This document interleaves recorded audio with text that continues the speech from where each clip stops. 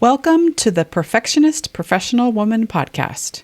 This is episode 15, Outsourcing Confidence.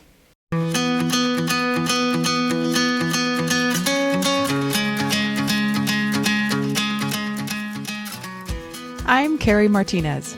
I'm a wife and mother of 3 children and 3 bonus children. I'm also a certified life coach and a member of the Church of Jesus Christ of Latter-day Saints. For a good portion of my life, I equated perfection with happiness and success. I thought that striving to be perfect and do things perfectly was the key to feeling happy and to being successful. I've since come to realize that perfection isn't necessary to achieve either one of those, quite the opposite in fact. And that has made such a difference in how I think, feel, and experience life. So if you're a professional woman and you'd like to know how to release perfectionism so you can trade self-doubt for self-confidence, stop beating yourself up, and start enjoying your life more, then come with me. Let's do this together.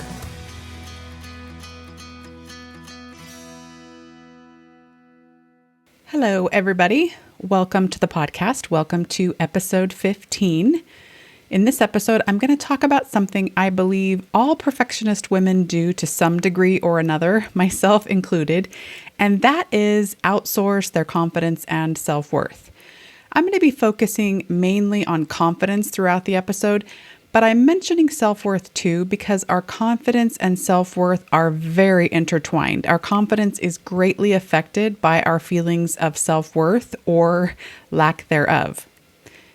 I've been thinking about this topic for a while now, and I decided to do a podcast on it because I see many people, many women doing this without even realizing it, which is completely fascinating to me. Why do we do this? Maybe all humans do it, I don't know, but I do know a lot of people, especially perfectionist women, do this. So what is driving that?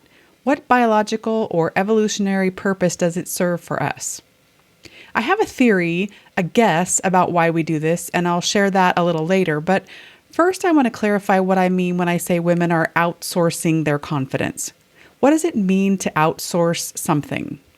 I went to the Google to get a definition and found an article from Investopedia that says outsourcing is, quote, the business practice of hiring a party outside a company to perform services or create goods that were traditionally performed in-house by the company's own employees and staff, close quote. It's usually done as a cost-saving measure, but it can also allow the company to focus its time and energy on things that it is best suited for and hand off other areas or processes to people with greater skill and expertise. When I worked for the school district, we handled most of our professional development in-house, but sometimes we'd outsource PD if we needed someone with more expertise or if we weren't able to handle a particular training due to other commitments. My department also outsourced catering for all of our professional development events because we didn't have the capacity, prep space, time, or even desire to manage that. So I want to acknowledge that outsourcing can be very useful and helpful. It's not necessarily a bad thing. Outsourcing is a form of delegating. That's another way to think about it. It's giving the responsibility for something to someone outside the organization. And when I talk about outsourcing confidence, I mean handing over the responsibility for your confidence to someone or something outside of you. It's giving someone or something else the job of making you feel confident. So what does that look like? In what ways might you be outsourcing your confidence, or to what kinds of things might you be giving the job of making you feel confident? Well, you might be outsourcing to things like job titles, degrees, certifications, and awards, things you'd see on a resume. In other words, you might feel confident because you have those things, or not feel confident because you don't. Either way, you're shifting the responsibility for your confidence to those things. You might be outsourcing to affirmations and accolades from others. These could be compliments people say directly to you, or they could be written comments in performance evaluations, feedback forms, and social media. You could also be outsourcing to the number of likes and follows you have on social media. You might be outsourcing to things like the number of speaking engagements you're asked to do, the projects or teams you're asked to lead, the number of items you cross off on your daily to-do list, the size of your professional network, or who's in your professional network. You might be outsourcing to milestones and accomplishments like the number of competitions won, miles logged, books read, countries visited, weight lost, or articles published. You might be outsourcing to the number on the scale or the number on your clothing labels. In terms of self-worth specifically, you might be outsourcing to your marital status, the number of children or friends you have, how your children behave, and what they've accomplished. You might be outsourcing to the number of birthday messages and social event invitations you receive, or to material possessions like cars, clothes, and the size and cleanliness of your home. I could go on, but I think you get the idea. The way to tell if you're outsourcing is to finish this sentence.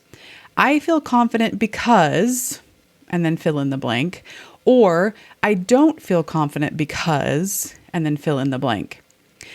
If you feel confident because you have a certain position, have X number years of experience, manage other people, have published this many articles or podcast episodes, produced X number of videos, or if you don't feel confident because you lack those things, you are outsourcing. If you feel confident or don't feel confident because of things outside you, even things like your clothing size or the number on a scale, you're outsourcing. Now, I'm not pointing this out to say it's a problem. I'm not pointing this out so that you can start beating yourself up or shaming yourself about it. I'm not saying it's a bad thing in and of itself. So if you heard all those examples and you're thinking, oh my goodness, I'm outsourcing everywhere, it's okay. As I said in the beginning of the episode, we all do this. Outsourcing seems to be a normal human thing from what I've observed. I just want you to be aware of it because, as I've said in previous episodes and will continue to say many, many more times in the future, awareness is the first step to lasting change. You can't change something you're not aware of. So we have to start building awareness if we want to do something different, if we want to create a different result. I also said before that outsourcing in business can be really useful and helpful, and I think it serves a useful purpose in terms of our confidence and self-worth too. My theory is that our brains do this to conserve energy. At their most basic level, our brains are don't get killed devices. Their primary function is to keep us alive, and they do that by trying to conserve energy, warning us about danger, and encouraging us to seek things like food that will keep us alive. Outsourcing confidence is a shortcut. It enhances our brain's efficiency. It's easier and less costly in terms of mental calories than sourcing it in-house. If I can outsource my confidence to things outside me, I don't have to do the work of managing my brain, which is what's involved in sourcing those things internally. And it's not a problem that we do this until it is. So let's talk about why and how outsourcing confidence can be problematic. In business, there are potential risks with outsourcing, and some of those align with outsourcing confidence. So let's start there. When you outsource something in business, you give up most or all of the control over that thing. And sometimes the vendor doesn't deliver what you want or in the way you want it. If you outsource bookkeeping, for example, you give up some or all control over how your financial accounting is managed, and your vendor may not manage your books the way you want, or may not give you financial reports in a timely fashion, let's say. If you outsource your confidence to things like praise from other people, performance evaluations, the number of projects you're asked to lead, or the position you hold, you give up so much control over your confidence. If you outsource your self-worth to the number of social invites you receive, the number of likes and follows you get on social media, or to people remembering your birthday, people may not give you what you want. They may not give you the compliments or praise you seek. They may not give you high marks on your performance evaluations. They might not ask you to lead the right number of projects or attend the right number of social events. Then in those situations, what tends to happen is you end up trying to control them and get them to change, which is exhausting. In the book, Get Out of Your Own Way, Overcoming Self-Defeating Behavior, author Mark Golston says, there is nothing more futile than trying to change another person. Sometimes it works, but more often than not, it doesn't, or the cost is so high, it's just not worth it. If you outsource to things like your marital status, material possessions, degrees, certifications, job titles, miles logged, and articles published, you do have more control over those things, but they're still subject to external factors. They're still not as lasting as sourcing confidence from within. Marriages can end. Material possessions can be lost or damaged. Degrees and certifications can become outdated or irrelevant. Jobs can be lost, and the number of miles logged and articles published can become insufficient. If you tie your confidence and self-worth to any kind of external source, you risk losing them if those external things change or underperform. Relying on external sources to create an internal feeling of confidence is unreliable at best and debilitating at worst. That's the main problem with outsourcing confidence and self-worth. When I worked for the school district, I was responsible for preparing school accountability report cards, or SARCs for short, for each school. These were mandated by the state of California and had to be published by February 1st each year. We had more than 70 schools, and it was a tremendous amount of work to gather the needed data each year, prepare the SARCs, and publish them online. Each SARC was probably 12 to 15 pages, and although I could automate some of the preparation, doing this for more than 70 schools took a solid 2 to 3 months each year. When I was first given the task, I knew next to nothing about SARCs. I didn't know anything about what was required, how to gather the data, who to gather it from, what the template needed to include, how I would publish it, and on and on. I was given copies of SARCs from previous years and directed to a California Department of Education website to get more information on how to prepare them. It was challenging, but I figured it out and got the report cards done and posted by the deadline. I continued to do the SARCs for more than 10 years, and every year my stress level rose as the time to prepare them approached, and my dislike of the SARCs increased greatly. My last couple of years doing them, the district outsourced part of the preparation process to an outside agency, and that speeded things up some, but it was still a lot of work to get them done. Funny thing was, though, when my boss reallocated job duties within our department and gave the SARCs to someone else, I was crushed.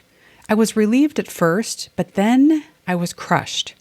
Even though I dreaded preparing them every year, I took a lot of pride in doing them well. It was a huge job for just one person, and I had done it successfully for more than 10 years on my own. Knowing I was responsible for and could successfully execute such a big job made me feel very confident. It made me feel good about myself. I didn't realize it at the time, but I had outsourced a big chunk of my confidence and my self-worth to the job of doing the SARCs. I was tying both to the job, which was external, and not to my ability to do them and my capacity to problem solve and persevere and other things like that, which were internal. And when the job was given to someone else, my confidence and self-worth went with it. Years later, when I found coaching, I started to understand why that had affected me that way. After I learned to source my confidence and self-worth from within, I realized how much I'd been outsourcing and that I'd been doing it for most of my life. I now understand and want you to understand as well that if you want to develop more sustainable, more robust confidence, you need to insource more than you outsource. That's it. That's the key. You don't need to stop outsourcing. You don't need to go cold turkey. I like to think of this in terms of a scale where you've got outsourcing on one side and insourcing on the other. If the outsourcing side is heavier, you just need to add more to the insourcing side to start to balance it out. And as you continue to do that, your insourcing side will eventually be heavier than the outsourcing one. So, how do you insource confidence? Insourcing has everything to do with managing your brain, your internal world. You manage your brain by paying attention to the thoughts it's offering you about you, and then questioning, challenging, and pushing back on thoughts that aren't serving you. It's recognizing that thoughts create feelings and that the feeling of confidence comes from your thoughts about you. It's recognizing that thoughts are optional. And when you find one that's not serving you, you can opt for something different. If you haven't listened to episode 13 about my favorite problem solving and coaching tool, the model, you should definitely do that because I go into a lot more detail there about this idea of thoughts creating feelings. Let's go back to my SARC story for a minute. The first year I did the SARCs, remember I said I knew next to nothing about them and I was given SARCs from previous years and directed to a website to learn what to do. I did not feel confident about doing the SARCs when they were first handed off to me. I felt quite the opposite, but it wasn't because I lacked experience and had never done them before.